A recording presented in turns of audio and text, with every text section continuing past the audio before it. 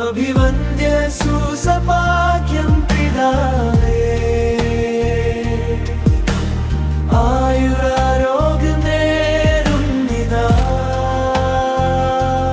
Very very happy birthday father, wish you very birthday. കാരുണ്യത്തിൻ്റെ ഹൃദയവികാരം പ്രതിഫലിപ്പിക്കുന്ന മുഖം, ലാളിത്യത്തിൻ്റെ ആൾരൂപം, സ്നേഹം കടലോളം. ഇത് പാവങ്ങളുടെ പിതാവ്, ക്രിസ്തീയ ചൈതന്യത്തിൻ്റെ നിറവായും ആത്മീയ ജീവിതത്തിൻ്റെ കാവൽ മാലാഖയായും 5 പതിറ്റാണ്ടായി വിശ്വാസ സമൂഹത്തിൽ സ്നേഹസാന്നിധ്യമായി മാറിയ സൂസപാക്യം പിതാവിന് ഇത് 80ാം ജന്മദിനം. അഭിവന്ദ്യ സുസഭാഗ്യം പിതാവേ, ആയുരാരോഗ്യം നേരുന്നിതാ. Very very happy birthday father. തിരുവിതാംകൂറിലെ തീരദേശ ഗ്രാമമായ മാർത്താണ്ഡംതുറയിൽ ലളിത ജീവിതം നയിച്ചിരുന്ന മാതാപിതാക്കൾക്ക് പിറന്ന സൂസപാക്യം പിതാവ് ദൈവനിയോഗം ശിരസ്സാവഹിച്ചുകൊണ്ടാണ് വളർന്നത്. ദാരിദ്ര്യത്തെ വെല്ലാൻ പ്രാർത്ഥനയും ജീവിതത്തെ വെല്ലാൻ സ്നേഹവുമാണ് ആയുധമെന്ന് പഠിപ്പിച്ച മാതാപിതാക്കൾക്ക് ജനിച്ച മകൻ.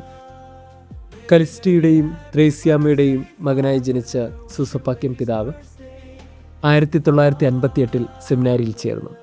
23-ാം വയസ്സിൽ അഭ്യുന്നിയ പീറ്റർ ബെർണാർഡ് പെരേര പിതാവിൽ നിന്നും പൗരോഹിത്യം സ്വീകരിച്ചു.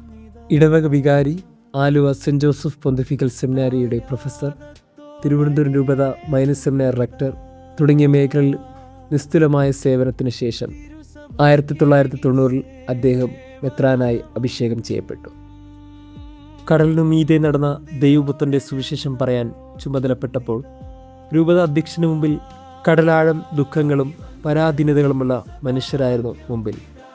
ദൈവസ്നേഹത്തിൻ്റെ കഥ മാത്രമല്ല അദ്ദേഹത്തിൻ്റെ വാക്കിൽ നിന്ന് വന്നത്, മറിച്ച് വിശപ്പിൻ്റെ നീറ്റൽ കൂടി അദ്ദേഹം പറഞ്ഞു തുടങ്ങി. ദൈവരാജ്യ ശുശ്രൂഷയിൽ അൽമാരുടെ പങ്കുറപ്പിക്കുന്നത് ലക്ഷ്യമിട്ട് പ്രവർത്തനങ്ങളെ ഏകോപിപ്പിച്ചു. അഭിവന്ദ്യ സുസഭാഗ്യം പിതാവേ, ആയുരാരോഗ്യം നേരുന്നിതാ.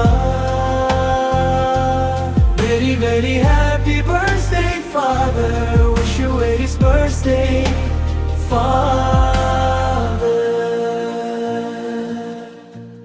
പാവപ്പെട്ട സമുദായ അംഗങ്ങളുടെ നാഥനായി അവരുമായി ഏകീഭവിച്ച് വിമോചകനായി ഇടവകളെ ശക്തിപ്പെടുത്തി.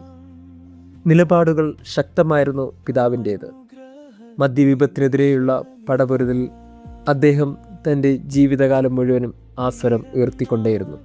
പൊഴിയൂരിലെ മദ്യകേന്ദ്രങ്ങൾ നിർജ്ജീവമാക്കിക്കൊണ്ട് നടത്തുന്ന സാമൂഹ്യ മുന്നേറ്റം കേരളത്തിലെ തീരദേശ ഗ്രാമങ്ങളെല്ലാം മാറ്റിമറിച്ച സംഭവമായിരുന്നു. മത്സ്യത്തൊഴിലാളി മുന്നേറ്റത്തിന് വേണ്ടി, സമുദായ വളർച്ചയ്ക്ക് വേണ്ടി അദ്ദേഹം എല്ലാ കാലത്തും സംസാരിച്ചു കൊണ്ടേയിരുന്നു. വിവിധ സാംസ്കാരിക സാമുദായിക നേതാക്കന്മാരെ ഒരുമിച്ച് നിർത്തി സമൂഹത്തിൻ്റെ സമാധാന ശക്തി എന്നും നിലനിർത്താൻ അദ്ദേഹം പരിശ്രമിച്ചു കൊണ്ടേയിരുന്നു. സുഗതകുമാരി ടീച്ചർ ഇങ്ങനെ പറഞ്ഞത്, മനുഷ്യസ്നേഹവും ഈശ്വരസ്നേഹവും ഒന്നാണെന്ന് കാട്ടിത്തന്ന സാത്വികൻ, പരിശുദ്ധൻ. നിലപാടുകളും ശരികളും എപ്പോഴും സൂസപാക്യം പിതാവിൻ്റെ ഭാഗത്ത് തന്നെയായിരുന്നു. കാരണം അദ്ദേഹത്തിൻ്റെ നിലപാട് ക്രിസ്തുവിൻ്റെ നിലപാടായിരുന്നു, സുവിശേഷത്തിൻ്റെ നിലപാടായിരുന്നു. തീരത്തിനപ്പുറത്തേക്ക് അധികാരികൾ കാണിച്ചിരുന്ന വൈമുഖ്യങ്ങൾക്കിടയിൽ അദ്ദേഹം തൻ്റെ ജനതയുടെ പ്രശ്നങ്ങൾ പറഞ്ഞുകൊണ്ടേയിരുന്നു. സൗഹൃദത്തിൻ്റെ ശക്തി ഒരിക്കലും നഷ്ടപ്പെടുത്താതിരുന്ന പിതാവ് സഭയുടെയും സമൂഹത്തിൻ്റെയും ശരികൾക്ക് വേണ്ടി സംസാരിച്ച ധീരനായൊരു പ്രവാചകനാണ്. മുഖത്തിൻ്റെ പുഞ്ചിരിയും മിതഭാഷണവും അദ്ദേഹത്തെ കൂടുതൽ കൂടുതൽ വലിയ മനുഷ്യനാക്കിക്കൊണ്ടേയിരുന്നു. 32 വർഷത്തെ മെത്രാനെന്നുള്ള ഉത്തരവാദിത്തത്തിൽ നിന്ന് അദ്ദേഹം പടിയിറങ്ങുമ്പോൾ പറഞ്ഞ വാക്കുകൾ എല്ലാവരുടെയും ഹൃദയത്തിലാണ് പതിച്ചത്. രാത്രികളെ പകലാക്കിയുള്ള പ്രാർത്ഥനയും തൻ്റെ ഏൽപ്പിച്ച ജനത്തിനു വേണ്ടിയുള്ള വിശ്വസ്തതയും കൊണ്ട് ഏറെ വ്യത്യസ്തനായ പിതാവ് അവസാനം പറഞ്ഞതിങ്ങനെയാണ്: പ്രതീക്ഷകൾക്കപ്പുറം ഉയരാൻ എനിക്ക് സാധിച്ചിട്ടില്ല എന്ന വസ്തുത കൂടി ഞാൻ അംഗീകരിക്കുന്നു. ദൈവത്തിൻ്റെ വിലയിരുത്തലുകൾക്ക് ഞാൻ എന്നെ തന്നെ പൂർണ്ണമായും വിട്ടുകൊടുക്കുന്നു. ഒരു വിശുദ്ധന് ഇങ്ങനെയല്ലാതെ പിന്നെ എങ്ങനെയാണ് പറയാൻ സാധിക്കുക? 80ാം ജന്മദിനം ആഘോഷിക്കുന്ന പിതാവെ, ആത്മീയപരമായി അങ്ങ് ഞങ്ങളെ ക്രിസ്തുവിലേക്ക് എത്തിക്കുകയായിരുന്നു.